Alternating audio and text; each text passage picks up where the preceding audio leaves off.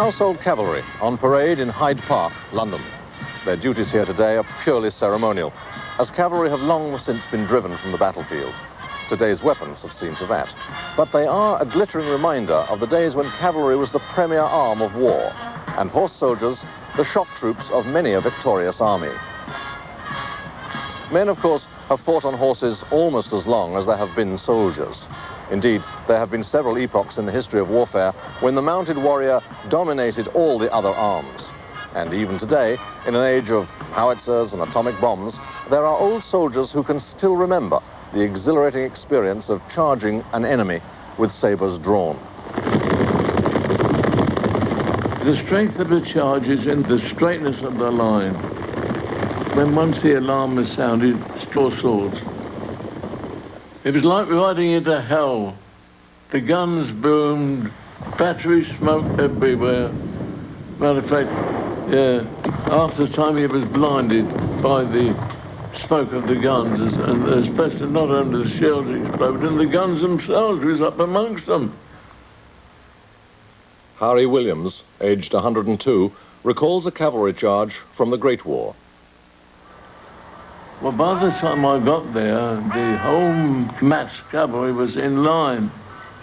It so coincided that the alarm had already been sounded by the trumpeters. My mount, of course, being a cavalry charger, become imbued with the excitement of the time and the electric atmosphere, he joined in. And at that very moment, the charge sounded. They keep on until the horses are... Anyhow, right through that line they broke. Germans, Bulgarians, Turks, no matter who they were slashed, sundered, slaughtered. It was carnage, absolutely. Sword, slash, slash, slash, slash. See?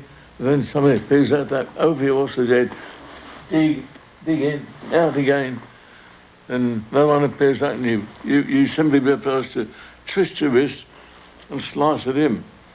And then that side. And of course, everybody's doing the same thing. You see? So you've got to be careful you're not wounding your next door neighbour. If the days of cavalry are past, it is not the irretrievable past. Not long after Harry Williams' charge, the mounted warrior was to have a last hurrah on the plains of Eastern Europe. The Soviet Red Cavalry, 16,000 strong, rode off to battle against Poland.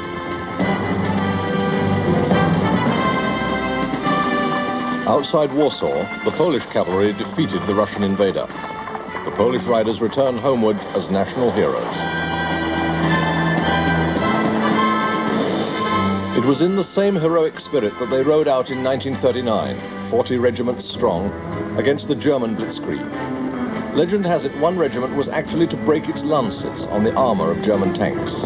The rest was strewn like chaff in the whirlwind of Hitler's advance. The Germans themselves in World War II were surprisingly dependent on horses. Nearly 3 million horses were rounded up to carry supplies for the advancing armies. Throughout the war, most of Germany's supporting transport was horse-drawn. But the Wehrmacht also had some cavalry. Their 1st Cavalry Division took part in the German attack on France in 1940, protecting flanks and carrying out reconnaissance duties.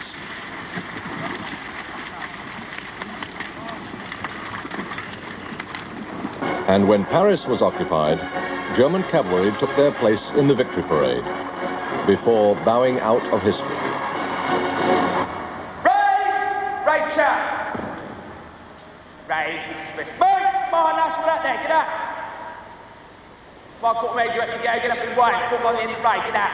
The Mounted Regiment of Britain's Household Cavalry is among the last few military units in the world to keep alive the relationship, 3,000 years old, between the warrior and his horse. Horses walking on and riding. Keep your horses walking on. All you simply do is squeeze lightly on the horse's side. Today's recruits, born into a world of machines from which the horse has almost vanished, must be taught horsemanship from scratch. Few even know how to ride. Come on, canters next week. If you ever find yourself on the ground looking for your horse, just make a noise like a carrot and he will come running back to you. The traditions of this riding school and its riding masters go back over 300 years to the lifeguards of Charles II. But the tradition of the war horse reaches much deeper into history, perhaps to 2000 BC. Somewhere on the great sea of grass that fills Central Asia, the ancestors of one of these nomads first caught and tamed the ancestor of one of these horses. Too puny to be ridden, the early war horses were harnessed to battle chariots.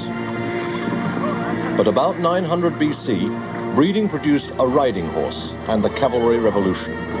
Over the next 3,000 years, the cavalry peoples from Central Asia, Scythians, Huns, Turks, Mongols, terrorized and sometimes conquered the rich lands on their borders.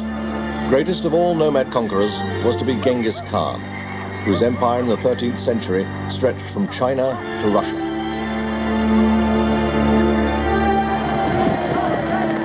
Among the first exponents of the cavalry revolution were the Parthians, a fierce tribe in Persia, constantly at war with the Roman Empire. Expert riders, their weapon was the bow, and their archery deadly.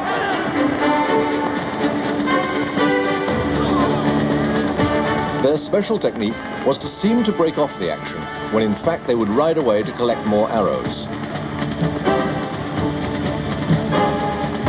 They would then return to the attack, catching the enemy unawares. This trick has given us the expression, a Parthian shot. Fiercest of all the horse tribes were the Huns. Carrying their homes wherever they went, they rampaged through Europe, and under their leader Attila, threatened Rome itself in the 5th century AD. Jerome described them thus: swarms of Huns filled the whole earth with slaughter and panic as they flitted hither and thither on their swift horses. Unlike earlier horse soldiers, they were prepared to fight at close quarters in battle.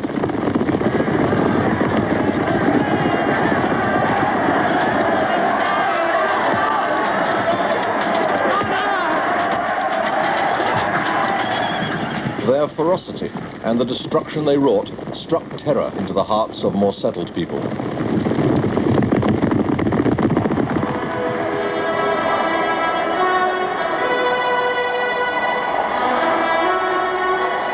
To combat the horsemanship and tactics of these horsemasters, the Romans gradually adopted the heavy armored style of cavalry.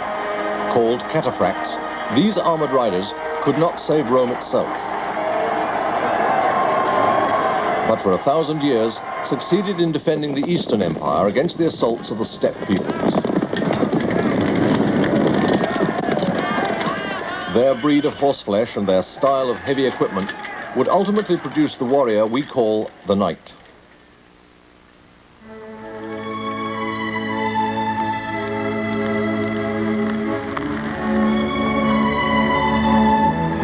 The wild steppe pony and his rider blended by instinct. The Western warhorse needed to be trained, and breaking into a warrior's will demanded special skills. They are still taught today. Fighting on horseback is enormously difficult. The Mongols, of course, and the other warrior nations of the East grew up with horses and lived their lives on horseback. In Europe, it was different. Men had to be trained to become horse soldiers. Well, it's a tradition that's still continued here at Saumur, the home of France's cavalry. It was during the great French Empire of Charlemagne that the Franks were to become Europe's most expert horsemen. They relied on all the devices that had been developed over the years to turn a horse into a platform for a soldier. The bit, the bridle, the rein, the saddle, the stirrup, and the spur.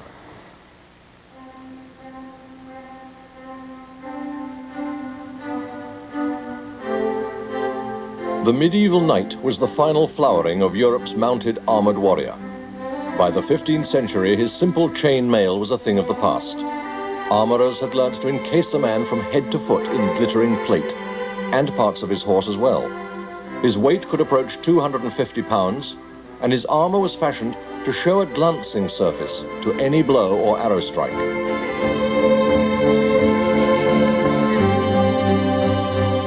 counterstroke, he carried a sword.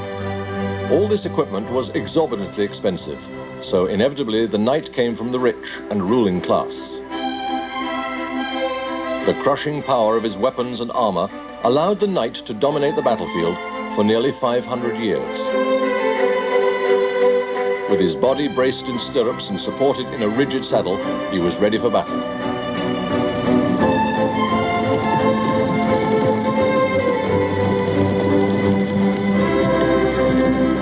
Throughout that period, not much changed in the style of battle.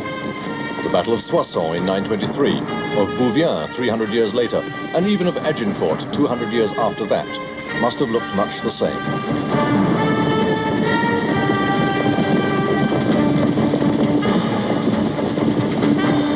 Tactics and maneuvers played much less part than individual courage and skill at arms.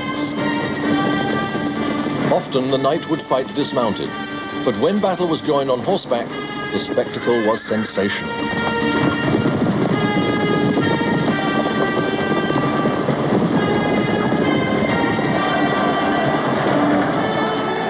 The knight Jean de Béville wrote of such a contest, "Neither in eating, drinking, nor sleeping do I feel what I feel when I hear the shout at them from both sides, and the neighing of riderless horses, or the call, 'Help, help!' or when I see great and small fall on the grass, in the ditches, or when I espy dead men who still have pen and lances in their ribs."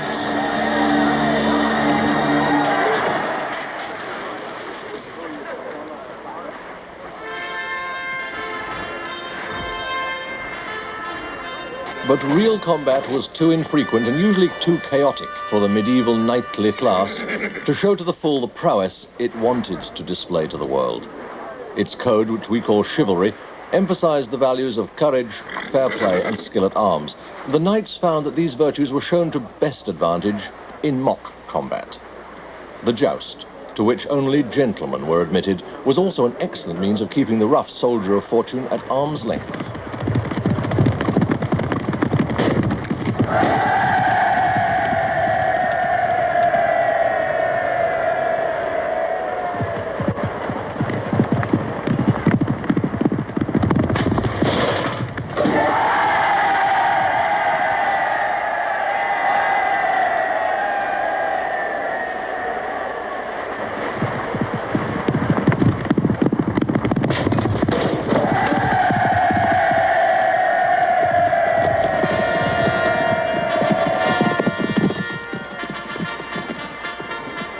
By the 14th century, when the tournament had become the most popular upper-class social event in Western Europe, its purpose as a training for combat, single or collective, had almost been eclipsed.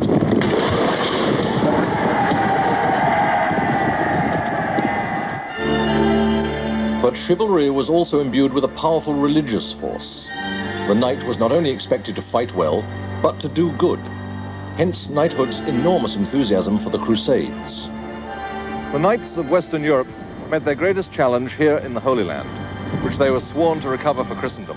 This is Calat Namrud, a typical castle of the Crusaders, and from here and similar castles, time and again they sallied forth, testing the heavy cavalry principle which they represented against the tradition of light cavalry, which was the hallmark of the Muslims.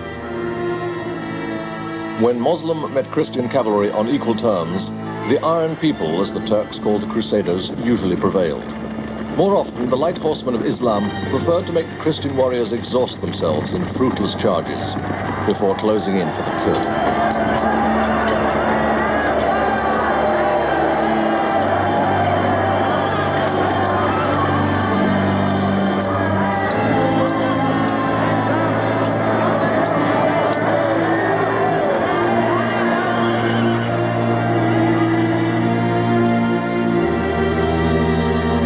Expert did the Muslims become in cavalry tactics that in the Battle of Ain Jalut in 1260, they met and defeated the hitherto invincible horde of the Mongols on the plateau above the Sea of Galilee.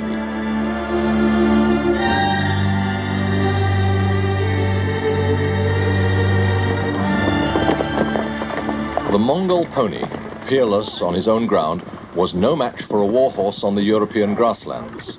Here, the abundant grazing and winter hay made a mount that would always outrun a steppe scavenger. Fine horseflesh is still the raw material of good cavalry, and today special care is taken to choose horses for the British Army. And this is the black wheeler. What sort of age is he? How is he meant to be? I think he's 5. Yes, I'll agree with that. Just over 15-1. Oh, fine, yeah. I think he'll muscle up. Yeah. Yeah. Can we just see him trot, please? All right, little How lad. far am I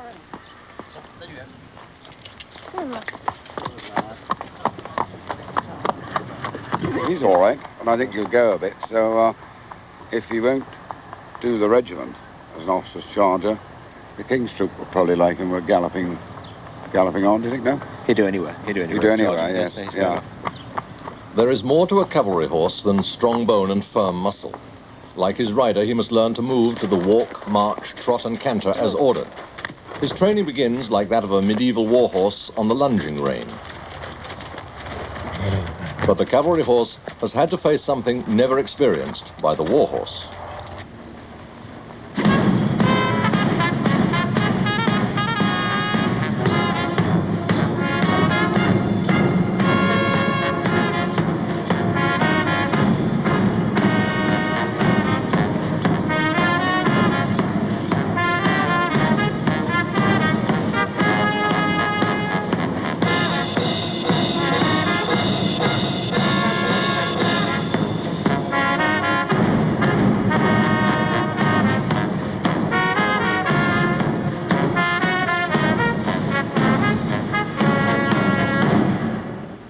The cavalry charger also had to learn to endure the appalling uproar of a gunpowder battle. Horses are acutely nervous creatures. Only delicate handling and carefully measured doses of exposure would accustom them to stand and move steadily amid the din of muskets and cannon shot. Nowadays, instead of battle, the chargers and drum horses of the household cavalry must still be taught to withstand the clash of cymbals and thunder of kettle drums.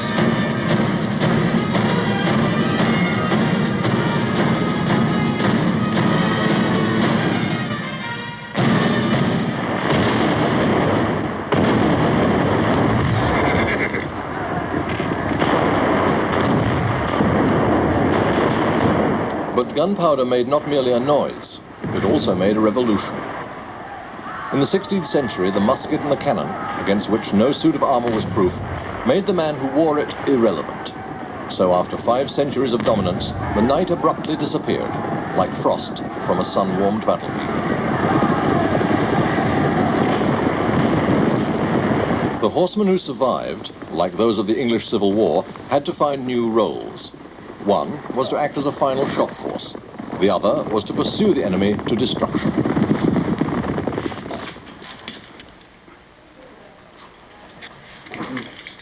Today's 2 units of British household cavalry, the Life Guards and the Blues, descend respectively from the Royal and Parliamentary regiments of the Civil War. And the ceremonial uniform they wear, the helmet and breastplate or cuirass, are a reminder of the age of armor, already vanishing when these regiments came into being. The only time this kit fits is when it hurts.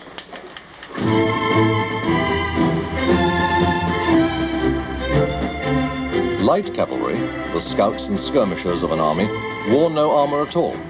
They made up for it by the splendor of their uniforms.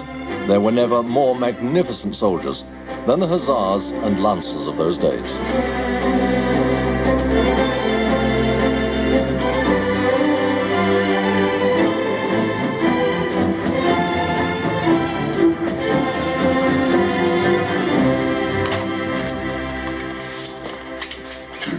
Sword LG 94. Yeah. Front cuirass LG 143. Yeah.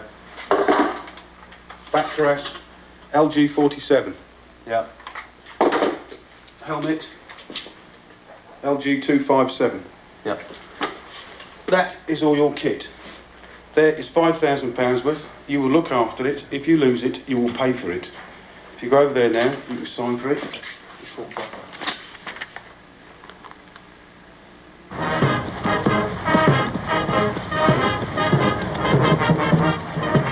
The sword has always been the principal weapon of the cavalryman.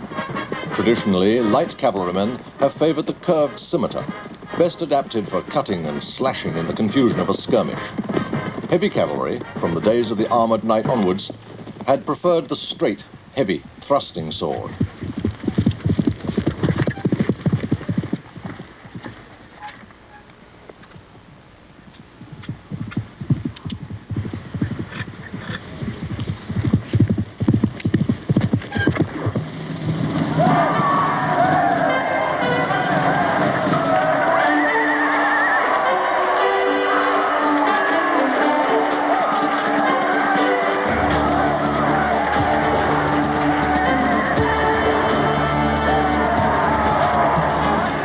For most cavalry, most of the time, their swords were completely blunt. So in the melee, it was normal to slash with the blade like a poker, or even punch with the hilt of the sword like a knuckle duster. Best of all thrusting weapons for cavalry is the lance. The light lance came back to Europe with the arrival of irregular cavalry like the Cossacks. Soon, no self-respecting army was without its lancers. The long reach of the lance made it particularly suitable for cavalry in pursuit of infantry.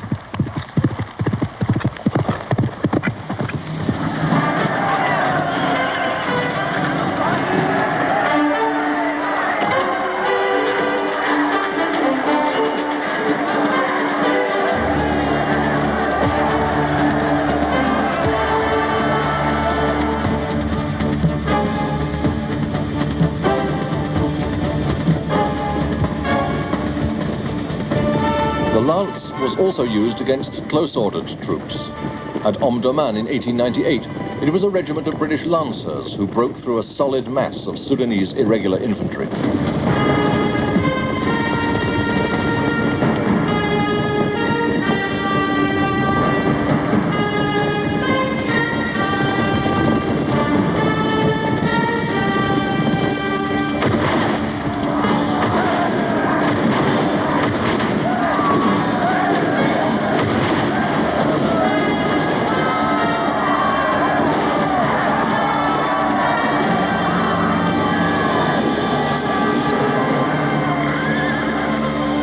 Cavalrymen also experimented with firearms, seeking means to turn a threat into a tool.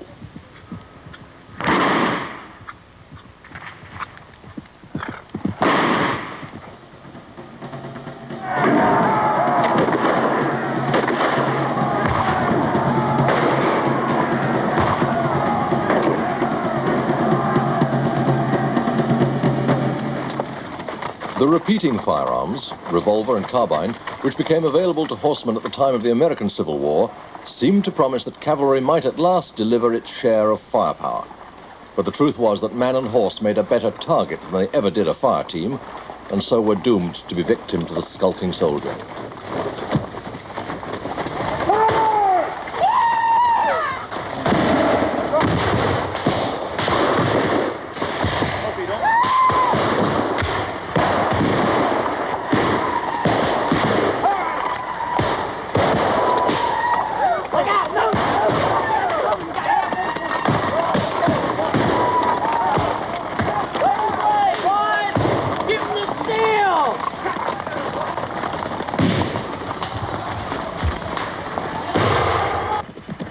No weapon made by man outdid in importance to the cavalryman the weapon bred for him by sire and dam, his own horse. It was the speed and strength of his mount that gave him his attacking impulse. In a well-timed charge, the horse could be used literally as a unit of shock to batter down an enemy formation. And it was the shock action of cavalry which on occasions decided the outcome of a battle.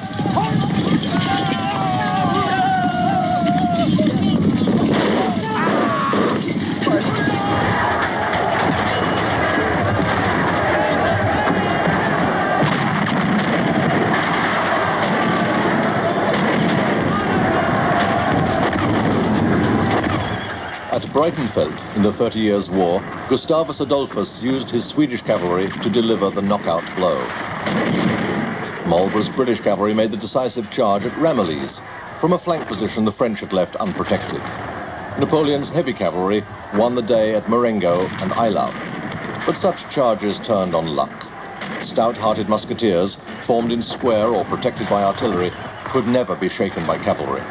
The French cuirassiers failed time and again against the British squares at Waterloo.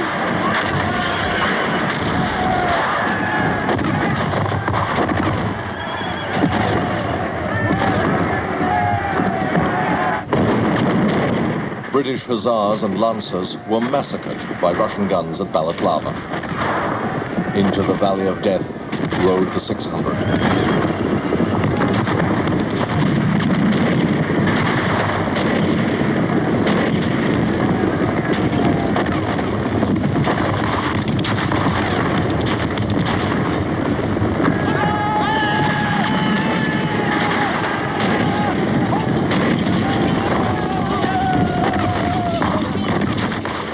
Magnificent, but not war. That was how a French general described the charge of the Light Brigade. Certainly, throughout the 19th century, the cavalry in most European armies continued to look magnificent. And occasionally, they still did magnificent things. Here, at the French Cavalry Museum at Saumur, are reminders of the time when the dash of the dragoon, the shock of the charge, and the terror of cold steel were still an important feature of war. But already the writing was on the wall for the horse soldier. The increasing firepower of 19th century weapons was the beginning of the end, even if it was to take many years for the full realization to sink in. However nobly born an officer, however gorgeous his uniform, no breastplate could keep out the modern bullet.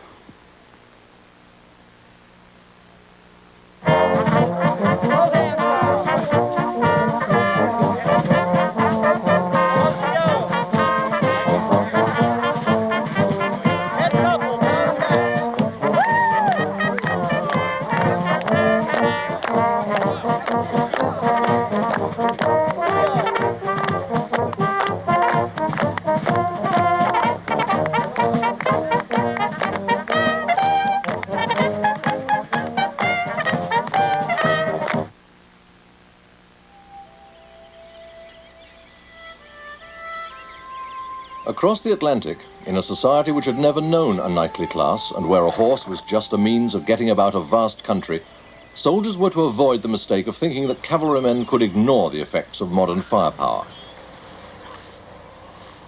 Third platoon, all present accounted for, sir. First order of the day will be get your horses watered, and let's get them fed, and let's get them groomed. We'll have an officer's call at 6:30. Expect to be on the road at 7 o'clock. Dismiss your troops. Second platoon. Both sides in the American Civil War raised large forces of cavalry. By 1865, there were 80,000 horsemen in the Union services and 40,000 in Confederate.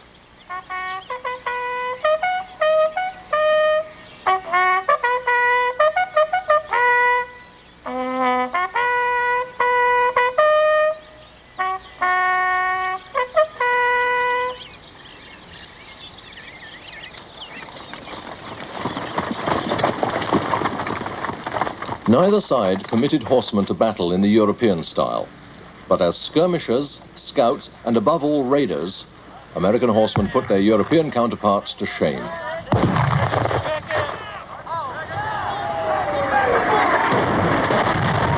At a rare cavalry battle, a complacent European observer recorded, "Their cavalry fights are miserable affairs. They approach each other with considerable boldness, and until they are within about 40 yards. Then, at the very moment when the sword alone should be used, they hesitate, halt, and commence a desultory fire with carbines and revolvers." Left flank.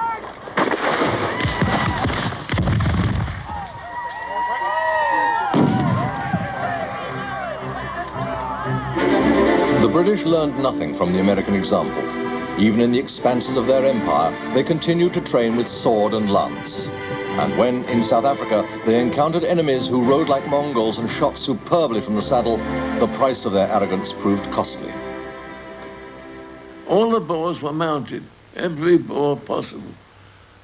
Certainly there were ponies compared with our cavalry horses, much smaller. So that's what we call them, Boer ponies. Of course, by that time, the British Army hadn't even got acclimatised, never mind about understanding Boer ways and Boer tactics. It was a difficult thing to instill into their mind. My job as a scout was to see without being seen. So I didn't have to get in the line of fire more than I could possibly help. I had to live to guide the others. I knew it was going to be a long war. And our government had misjudged the strength of the Boers. When British cavalry tried to clear the field by a close order charge, the Boers simply melted away to reappear another day.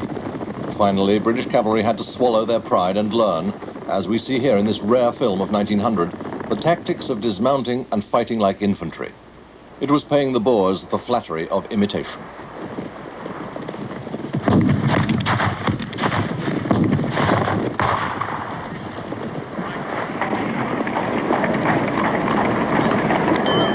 The price of the Boer War was also felt at home, where horses of every type were requisitioned to meet the enormous demand for riding and driving animals the war effort created. Many of these arrived in South Africa unfit, were rushed into action without acclimatization, and were usually ridden by inexperienced horsemen. And I remember one lot that was sent out to carry these guns away, but they couldn't get them to start. No, they hadn't the faintest idea, you know. You're going to laugh at this. Somebody had a bright idea. He said, these are bus horses, tram horses. They won't go until they ring a bell. And someone said, well, where are we going to find a cycle bell? And they scattered out. I don't know where they found them, but they found a box full of bicycle bells. and these horses wouldn't move until they rung a bell. By the end of the war, the British had 80,000 soldiers on horseback. Another 400,000 horses pulled the army's guns and supply wagons. Many were poor specimens to begin with, and the long sea voyage, followed by overwork in a strange climate, killed them in droves. War is always cruel to horses. 2/3 of those sent to South Africa died in harness. I think the horses were wonderful. Many a horse dropped dead, you know, with exertion. They carried on and carried on and carried on until they couldn't anymore. Neither the pointlessness of traditional cavalry tactics revealed by the war, nor its cost in horseflesh, shook the prejudices of the European officer class one jot. It was dominated by cavalrymen who continued to believe that training with sword and lance, in style unchanged since the Middle Ages, was all the preparation needed for a war of machine guns and quick-firing artillery.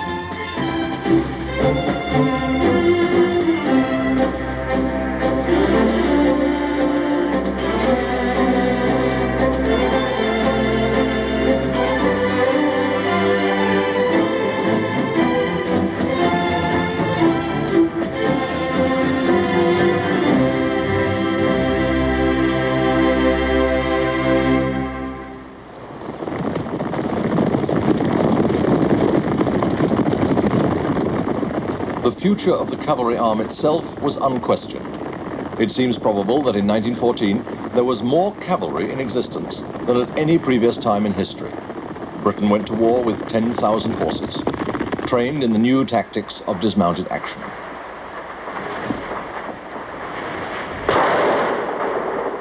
But many French regiments were still taught to charge in Waterloo style, dressed in Napoleonic helmet and cuirass, with lance and sword to the fore.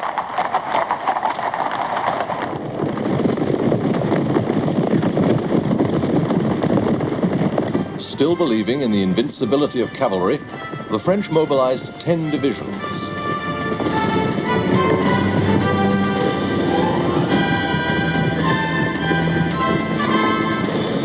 Their Russian allies had 36 divisions, some formed of Cossacks from the steppes.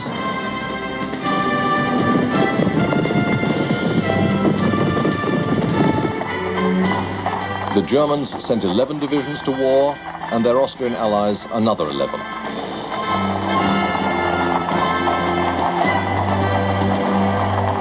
All in all, the combatant armies between them deployed over 1/3 of a million horsemen to the front. And this cavalry was not only a negative quantity on the battlefield, they were also a positive drain on the war effort. Horses demand constant attention. Grooming, shoeing, feeding, watering, exercising, cosseting. And this care is labor-intensive, each horse even having to be numbered and registered as army personnel.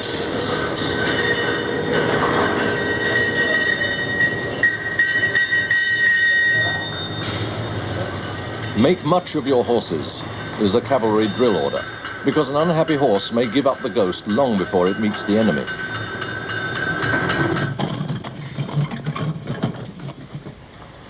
Unlike machines, horses not in action still require effort on their behalf. Horses produce waste in enormous quantities. Mucking out is the least popular of all stable duties. They also consume food in equivalent bulk. The cavalry ration is 10 pounds of hay or grass a day and 10 pounds of grain. By the end of the war, when Britain had shipped 5.25 million tons of ammunition to France, it had shipped 5.5 of hay and oats.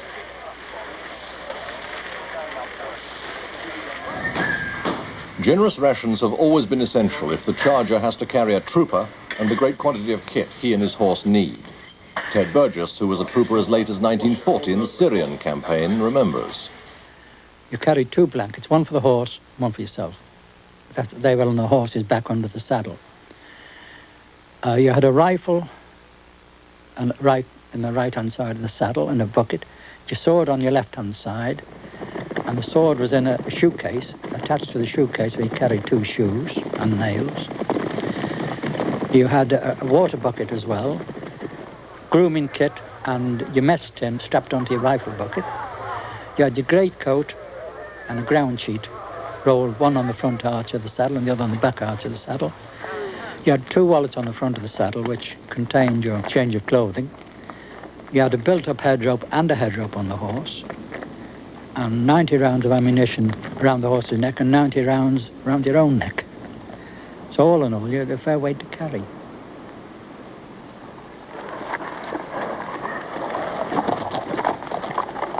However well fed and watered, horses fall sick as often as humans and need quite as much doctoring. Drinking all right? Yes. That's perfectly normal. Just have a quick listen to his heart. Steady, steady, steady. Horse casualties in the First World War actually exceeded human. Of 900,000 horses enrolled by the British Army between 1914 and 1918, a quarter died. 60,000 were killed on the battlefield by bullet, shell, or gas. Just as hay and straw took up far more shipping space than shells, horses took up more train space than men. It took 250 trucks to transport an infantry division, 1,000 to transport a cavalry division. And the really difficult trick was to coax the horses on board.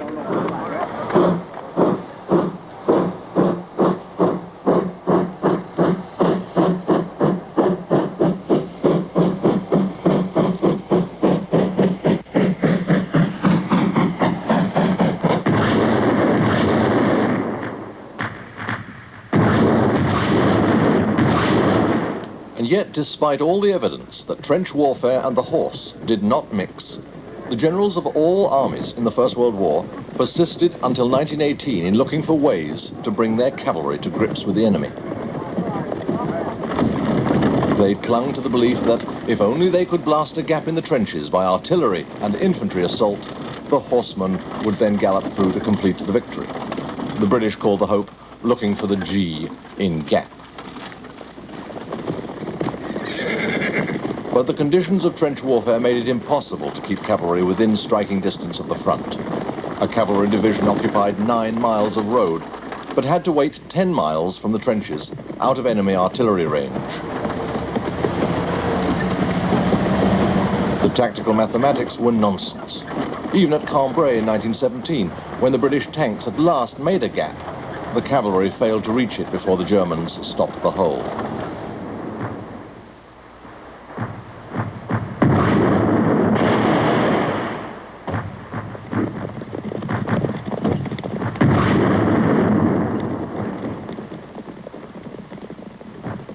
And however great the difficulties of the approach, the dangers at the front, when horseflesh met bullet or shell fire, were far greater.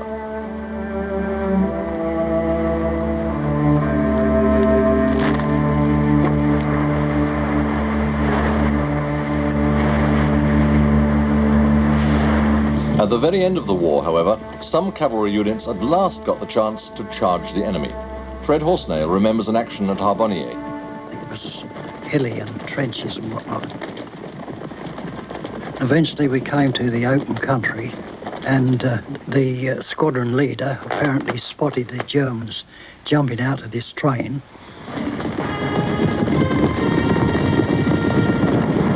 We settled down in our saddles and took as much protection behind the horse's neck as possible. And we'd got our swords drawn and we went like the clappers. Well, of course, by the time we got to them, they were more or less in the open ground.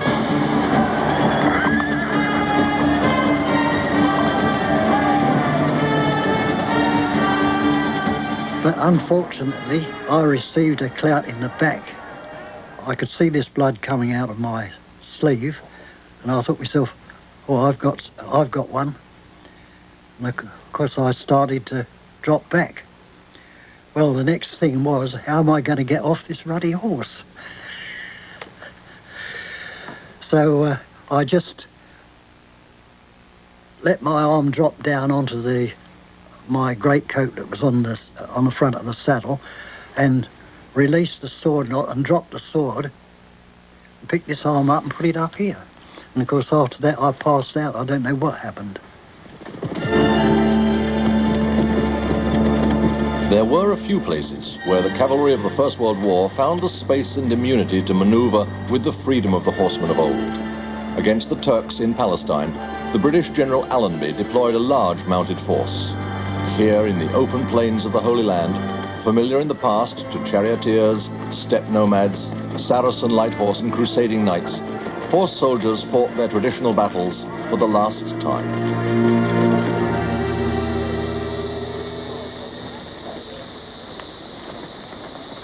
Many of Allenby's desert cavalry were Australians, trained to fight like the Boers as mounted riflemen. These Australian light horsemen were countrymen from the bush and the outback, bred to horses and small arms. Dismounted, they shot like sharpshooters. In the saddle, they rode like fox hunters.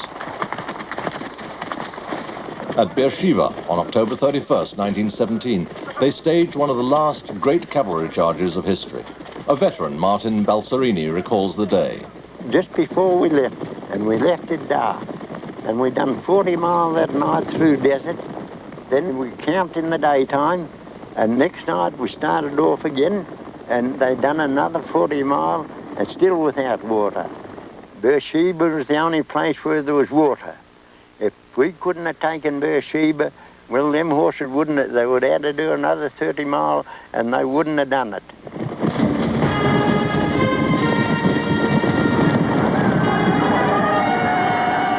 Once we got going, we got them horses, they went, we galloped them as fast as they could go. And no one tried to keep them back. And we kept as good a line as if we were on parade. I can remember that. And it was just on sundown when we were going in. When we got in, there was no barbed wire. There were just the trenches. And the Turks were in the trenches shooting at us. The next lot of trenches, they were standing out of the trenches shooting over the top of their own crowd. And we went right in amongst the others. Those that had rifles or shot were shooting from off their horses, and the Turks were on the ground shooting at us. A lot of us had pistols and revolvers, and we were using them. And there was one Turk was lying on the ground, he's pointing his rifle straight at me. And I jammed both spurs into the horse, and he plunged, and the Turk fired. I don't know where his bullet went, but I know where mine went, because he was right down on the ground below me, and I put two into him. And then I went on, and it didn't last very long. It wasn't long before they chucked it in. For the cavalry, who had resisted the implacable tide of history for longer than their usefulness justified, the sun was finally setting. It was time to say goodbye to the horses they had fought so long to keep.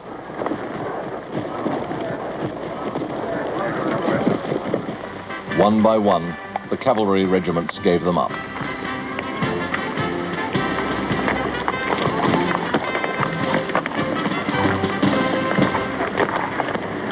From now onwards, the standard, the emblem of the cavalry, will serve to remind you of those gallant, uncomplaining comrades who parade with you for the last time today.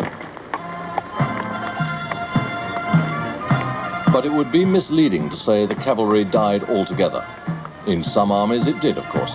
In others, like the British, the cavalry showed against all the historic evidence that it could adapt. They became mechanized. They embraced the spirit of armored warfare as warmly as they had once embraced their horses.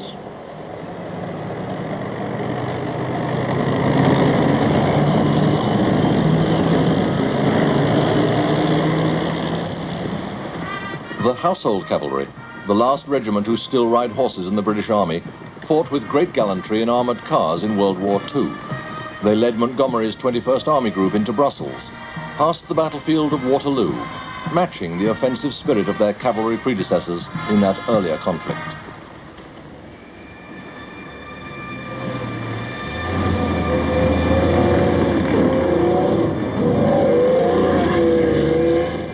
Neither in spirit nor in name has the cavalry died altogether. Many of the steel-clad warriors of today still bear the names of dragoons, lancers, hussars. In the ring of these titles, the ear can still catch the beat of a hoof on the great plains across the world.